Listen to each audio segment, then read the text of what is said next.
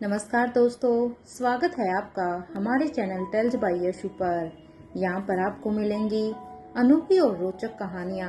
अगर आपको हमारी कहानियाँ पसंद आती हैं तो कृपया करके हमारी वीडियो को लाइक करें, इसको अपने दोस्तों के साथ शेयर करें और अगर आप इस चैनल पर नए हैं तो कृपया करके सब्सक्राइब करें। आपका हमारे चैनल पर विजिट करने के लिए बहुत बहुत धन्यवाद। चलिए आज की कहानी का सफर शुरू करते हैं।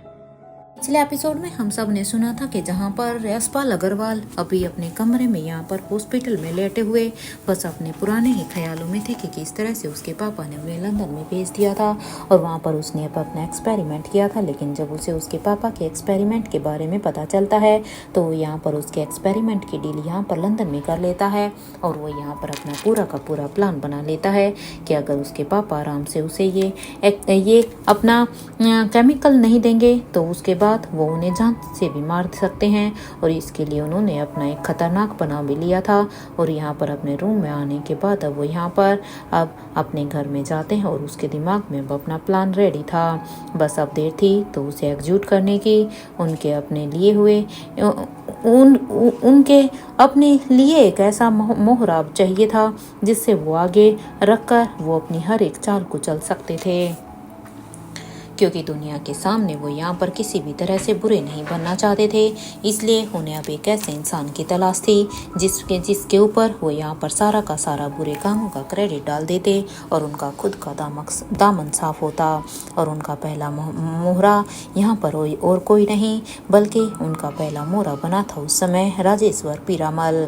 उसकी आंखों में अपने पापा के लिए नफरत तो उन्होंने पहले ही देख ली थी।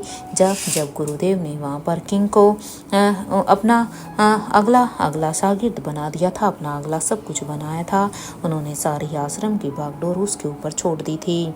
इसलिए नफरत पे राजेश्वर पीरामल के मन में तो गुरुदेव के लिए पहले से ही नफरत थी। इसलिए अब बस उसे इसी मौके का फ़ायदा उठाना था।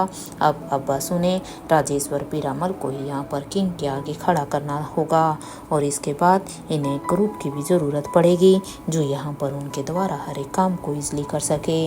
और इसलिए उन्होंने यहाँ से ही इसलिए यहाँ पर जल्दबाजी ना करते हुए धीरे धीरे वो यहाँ पर एक अपना परफेक्ट प्लान बनाते जा रहे थे।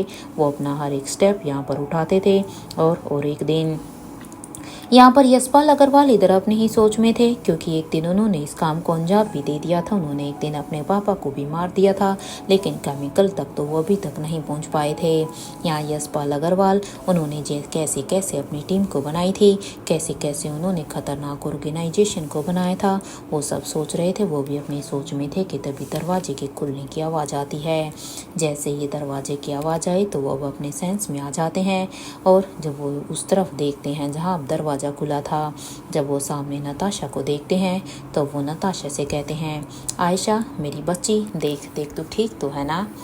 इधर यशपाल की इस बात पर नताशा कहती है, पापा पापा आप भी अजीब हैं। अरे हॉस्पिटल बेड पर आप लेटे हुए हैं, इसके बावजूद भी आपको अपनी नहीं बल्कि मेरी चिंता है। अरे मैं तो आपके सामने हूँ, मुझे क्या ही होगा।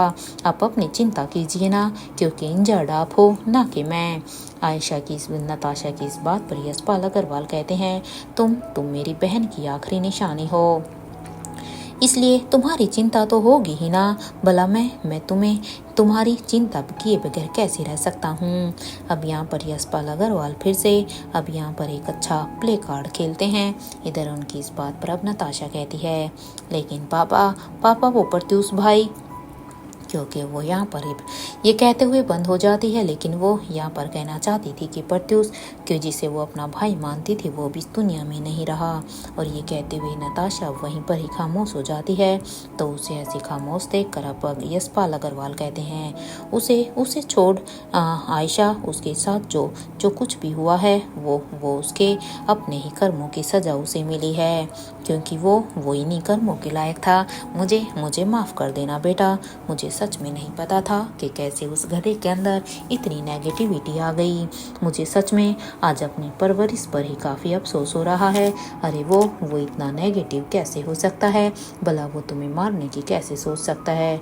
वो इतना नेगेटिव था, वो सीधे गामों में नहीं था, इसलिए ही तो उसकी मौत ऐसी हुई। अरे वो कब मुझसे अलग होकर अपने लिए नए रास्ते उसने बना लिए थे। मुझे इसके बारे में किसी भी तरह की कोई भी खबर नहीं थी। इवन मुझे पता ही नहीं था कि वो किन रास्तों पर चल रहा है। ये सुनते ही यहाँ पर नताशा कहती है, एनीवे छोड़िए पापा पुरानी बातों को, क्योंकि अब तो कुछ भी नहीं किया जा सकता, क्योंकि प्रत्युष तो अब इस दुनिया में भी नहीं है। अच्छी बात यह है कि अब कल आपको डिस्चार्ज मिल जाएगा। अब आप पूरी तरह से ठीक हो जाएंगे, और जब तक आप पूरी तरह से ठीक नहीं हो जाते तब तक आप अपनी बेटी के साथ उसके छोटे से घर में ही रहेंगे। It's a request. और यहाँ पर ये सुनते ही यशपाल अग्रवाल कहते हैं, नहीं नहीं नहीं बेटा, इसकी कोई भी ज़रूरत नहीं है, क्योंकि आपको रोहित को भी तो देखना है ना। मैं तो उस आइलैंड पर यही सोच कर ही गया था कि उस गोल्डन फ्लावर को तोड़कर मैं तुम्हारी बहू अनिका को दे दूंगा, क्योंकि सुना है कि वो बहुत ही अच्छी साइंटिस्ट और डॉक्टर भी है। मैं बस इसीलिए ही सोच कर वहाँ पर उस आइलैंड पर गया था, ताकि अनिका फिर रोहित को ठीक कर पाती। But it's my bad luck, मेरे हाथ में वो फ्लावर आया ही नहीं।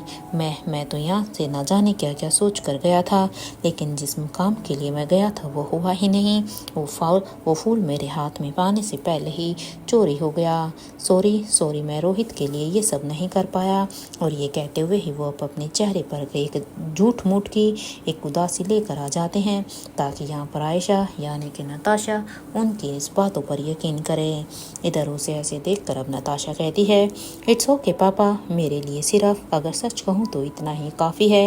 At least you try, it's fair enough for me. इधर ये सुनते ही यशपाल अग्रवाल अब कहते हैं, लेकिन वो रोहित अब वो यहाँ पर रोहित की चिंता दिखाते हुए बस इतना ही कहते हैं। इधर उसकी इस बात पर अब नताशा कहती है, मुझे अनिका के ऊपर पूरा भरोसा है पापा, वो रोहित को कुछ भी नहीं होने देगी।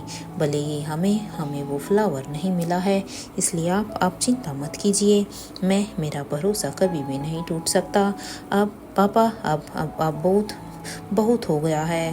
अब अभी आप आराम कीजिए। आप पहले ही ऑलरेडी बहुत बातें कर चुके हैं। मैं बस अभी आती हूँ। इधर नताशा की इस बात पर यशपाल अग्रवाल भी हाँ में अपना सिर हिलाते हैं, और वो नताशा को बस वहाँ से उस कमरे से जाता हुआ ही देख रहे थे। इधर जैसे ही नताशा वहाँ पर उसके कमरे से चली जाती है तो वो उसे गुस्से में जाते हुए ही देखकर अब अपने मन में ही कहते हैं, तुम सच में वो आखिरी हो जो मुझे मेरी बहन की बेटी तक पहुंचा सकती हो, वरना मेरा बस चलता तो मैं तुम्हें उसी वक्त ही जान से मार देता जब यशवंत और देवराज गुलेरिया को मारने के लिए तुम उसके वार्ड में गई थी। तुम भले ही कितनी ही सातिर क्यों ना हो, लेकिन मैं हर एक चीज़ को जानता हूँ। आयशा तुम्हारे पास और तुम्हारे उस धनंजय के पास उतना ही टाइम है जितना मुझे मेरी बहन की बेटी को ढूंढने में लग रहा है। बस तुम तब तक ही जिंदा हो जब तक मुझे मेरी बहन की वो बेटी के बारे में पता नहीं चल जाता, वरना तुम हमारे प्लान के बीच में आ रही हो। एक तरफ जहाँ पर यशवंत मल्होत्रा एक पल जहाँ पर यशपाल अग्रवाल के नताशा के जाते ही उसके चेहरे के एक्सप्रेशन अब गुस्से वाले हो गए थे, तो इधर दूसरी तरफ बूढ़े किंग के पैलेस में आज किंग किचन में खड़े होकर अलेक्जेंडर की पसंद की सारी ही डिशेज को बना रहे थे, क्योंकि किंग जानते थे कि अलेक्जेंडर उनसे नाराज है, क्योंकि किंग अलेक्जेंडर ने आज तक अपने बड़ी का चेहरा नहीं देखा था। इसलिए उन्हें पता था कि उनका बच्चा अलेक्जेंडर अब उनसे ज़्यादा देर तक नाराज नहीं रहेगा जब वो अपने हाथों से उसे ये डिशेज खिलाएंगे। इसलिए उसे मनाने के लिए किंग अब यहाँ पर कुछ भी कर सकते थे। इधर उन्हें ऐसे यहाँ पर काम करता हुआ देखकर सावित्री भी खुद हैरान थी, लेकिन वो क्या कर सकती थी, क्योंकि किंग के आगे वो भी ज़्यादा कुछ नहीं कह सकती थी। लेकिन फिर भी थोड़ी थोड़ी हिम्मत करते हुए अब सावित्री कहती है, किंग ये आप क्या कर रहे हैं? अगर देखिए आपको यहाँ पर किचन में कुछ काम था या आपको कुछ चाहिए था तो आप मुझे बता देते, मैं यहाँ पर वो सब बना देती। सावित्री की इस बात को सुनकर अब किंग कहते हैं, नहीं ये सब कुछ डाइनिंग टेबल पर रख दो बस, मैं तब तक अलेक्जेंडर को लेकर आता हूँ, क्योंकि मैं छोटे युवराज के लिए खुद ये सब करना चाहता था। किंग की इस बात पर सावित्री कहती है, किंग और उनके लिए। ये सुनते ही अब किंग कहते हैं, तुम्हें उनकी टेंशन लेने की ज़रूरत नहीं है, उसका ख्याल मैं खुद रख लूँगा। और वैसे भी उसे ये बात खुद भी नहीं पता है कि वो अगर मेरी कमज़ोरी है तो किसी की भी सबसे बड़ी ताकत भी वही है। और हाँ, उसे इस बात का बिल्कुल भी अंदाज़ा नहीं होना चाहिए कि वो कहाँ पर है। और एक ख़ास बात, आयशा और बच्चों को उनके यहाँ पर होने की कोई भी खबर नहीं होनी चाहिए। किंग की ये बात सुनते ही सावित्री कहती है, ओके किंग, मैं ये सब कुछ नीचे लेकर जाती हूँ। वैसे मैं आपको बता दूँ कि आज का खाना सच में वाकई में ही काफ़ी टेस्टी लग रहा है, क्योंकि जब से आप यहाँ पर किचन में ये सब बना रहे थे सच में उसकी खुशबू दूर तक फैली हुई थी। यहाँ पर सावित्री की इस बात पर अब किंग कहते हैं, come to the point Savitri, क्या कहना चाहती हो? अब यहाँ पर किंग की इस बात पर सावित्री कहती है, किंग वो आज धनंजय सर करण गुलेरिया के साथ युवराज से मिलने के लिए गए हैं। आप समझ रहे हैं ना कि उनकी मीटिंग क्या हो सकती है? क्या आप इसके बारे में जानते हैं?